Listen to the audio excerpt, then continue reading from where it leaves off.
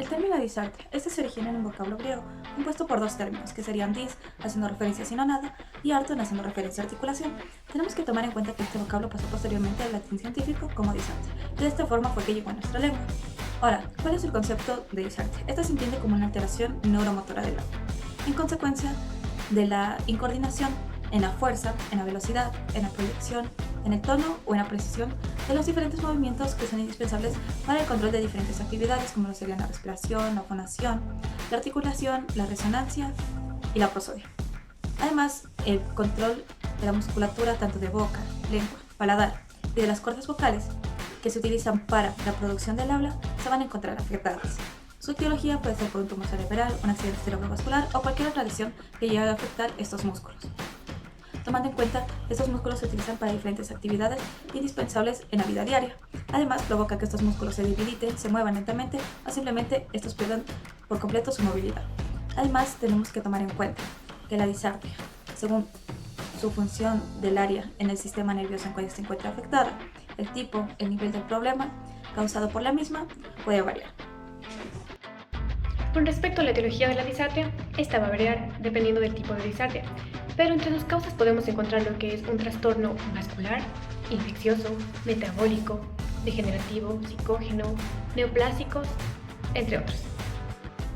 Al momento de hablar de semiología, aquí cabe destacar que la semiología va a depender de la magnitud y ubicación de la lesión dentro del sistema nervioso central o periférico.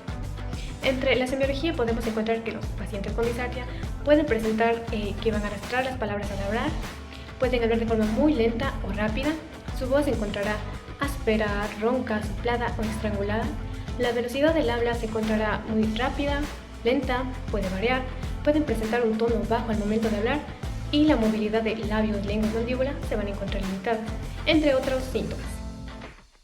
Con respecto a la fisiopatología, la disartria se caracteriza por las dificultades a nivel de la programación motora o ejecución motora del habla. El déficit se va a producir a un nivel más avanzado del proceso del habla, en donde los patrones motores ya establecidos o definidos, esto en la planificación, se van a secuenciar para posteriormente enviar los impulsos nerviosos a la musculatura implicada. Entre los procesos que se pueden ver alterados, pueden llegar a concluir lo que es en una flacidez, dismetría, rigidez, movimientos involuntarios, temblores, entre otros. La prevalencia de las disartrias va de los 50 al 54% de lo que vienen siendo los trastornos neuromotores del habla. Disartria flácida. En este caso, la lesión está localizada en el neurona motriz inferior. Como características de esta disartria tenemos alteración del movimiento voluntario, automático y reflejo, flacidez y parálisis con disminución de los reflejos musculares, atrofia de las fibras musculares, debilidad o fatiga durante el ejercicio, una posible afectación a la musculatura respiratoria, afectación a la lengua, afectación a los movimientos del paladar, una disminución del reflejo nauseoso, devolución dificultosa, debilidad también en las cuerdas vocales, paladar, laringe, alteraciones respiratorias, pueden ser rápidas o superficiales, una voz roncosa y poco intensa, también hay problemas de hipernasalidad y una articulación consonántica distorsionada. Disartria espástica. Esta disartria es una afectación que se produce a nivel de la neurona motriz superior. Sus características de la afectación son debilidad y espasticidad en un lado del cuerpo, resistencia al movimiento pasivo de un grupo muscular, los reflejos de estiramiento muscular están sumamente exagerados, hay presencia de reflejos patológicos, también su respiración y la fonación no suelen afectarse en estos casos, una disfunción articulatoria, también se puede asociar a otras patologías, ya sea encefalitis, esclerosis múltiple o traumatismos craneoencefálicos. No hay atrofia aquí en las fibras musculares, también puede haber una frecuente alteración del control emocional, emisión de frases cortas en este tipo de disartria, su voz va a ser un poco ronquera o roncosa, un tono bajo y es muy monótono en la parte de la voz, la lentitud también, la velocidad va a estar afectada y en ocasiones se producen interrupciones tonales o de respiración. Aquí la articulación consonántica suele ser poco precisa y a veces se producen unas distorsiones vocálicas. La disartria atáxica. La afectación del cerebelo ocasiona una disartria atáxica, es decir, que a partir de las lesiones cerebelosas es cuando se deduce que este órgano regula lo que viene siendo la fuerza, la velocidad, la duración de los movimientos ocasionados en los sistemas motores. En general, esta afectación da a la habla, lo que ocurre simultáneamente con las lesiones cerebelosas bilaterales o las que son generalizadas. Entre las características de esta disartria son hipotonía en los músculos afectados, la dirección y duración e intensidad de los movimientos son un poco lentos e inapropiados en lo que viene siendo la fuerza, la posible irregularidad en los movimientos oculares, también va a haber una disfunción faríngea que esto es caracterizada por una voz áspera, una monotonía con escasas variaciones en intensidad. También va a haber disfunciones articulatorias mediante distorsiones, una alteración prosódica en énfasis en determinadas sílabas.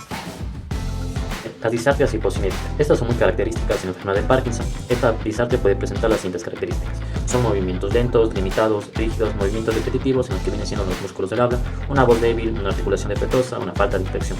Existen frases cortas, falta de flexibilidad y control de los centros faringeos, una monotonía, lo que viene siendo el tono, variabilidad en ritmo articulatorio.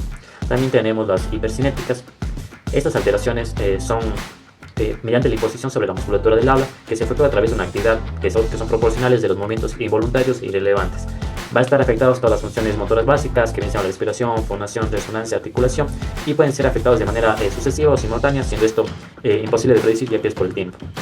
Entre los trastornos más relevantes que dan estas características son corias, atetosis, temblores y distonias. Las disartrias mixtas es la forma más compleja en la que se puede presentar la disartria, es donde la disfunción del habla es todo el resultado en la combinación de las características propias de todos los sistemas motores implicados.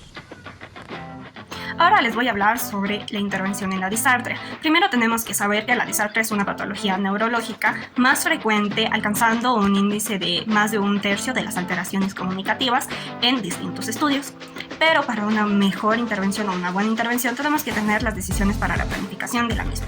Una buena planificación de un programa de intervención deriva de un proceso de reflexión y analítico de las dificultades que presenta el paciente, tanto en aspectos comunicativos como en otros factores que van a influir en la toma de decisiones para una intervención. Partiendo del hecho de la expresión clínica de la disartria, esta va a ser muy heterogénea, tanto en sus signos, síntomas y severidad, y de que estas variables van a interaccionar con el usuario de distintas formas, es decir, que va a ser única en cada usuario. En cuanto a los métodos de intervención, van a existir diversos métodos. La intervención clínica que va a otorgar el fonoaudiólogo se va a dirigir principalmente en minimizar los efectos de la disartria en la vida del usuario y alcanzar los objetivos de forma eficiente y de menor coste posible. En la actualidad va a existir una gran variabilidad de las técnicas o métodos fonoaudiológicos para alcanzar esto. Podemos mencionar a 3 de estos, como es la terapia de Lee Silverman, que esta terapia se realiza ejercicios de respiración, de voz, de lectura, de fonación y con el fin de mejorar el esfuerzo vocal y la sonoridad, con un periodo de tiempo de 2 a 4 sesiones por semana con una duración de 50 a 60 minutos y también una duración de al menos de 4 a 8 semanas, mostrando mejorías significativas en la aparición sonora, en la inteligibilidad del habla, en la duración vocal prolongada y la calidad de la voz. También tenemos el tratamiento de aspectos motores del lenguaje de Puyuelo, que comprenden ejercicios de alimentación de la zona oral, también respiración, fonación y voz, basados en Puyuelo. Este tratamiento mostró cambios significativos y contribuyó al desarrollo de una habla comprensible y útil a nivel social, familiar y escolar, aproximadamente el 50% de los casos. Y por último tenemos el entrenamiento de fuerza y resistencia labial y lingual utilizando las herramientas o la herramienta de IOPI, que esta útil herramienta IOPI se utilizó para mejorar las funciones generales de la deglución. También se realizó un entrenamiento de fuerza y resistencia lingual y de los labios utilizando la misma, la cual permitió realizar mediciones constantes en los usuarios y también una mejor calidad de vida para los mismos. Pero tenemos que recordar que no solo van a existir estos 3 métodos, sino que va a existir una variabilidad de los mismos.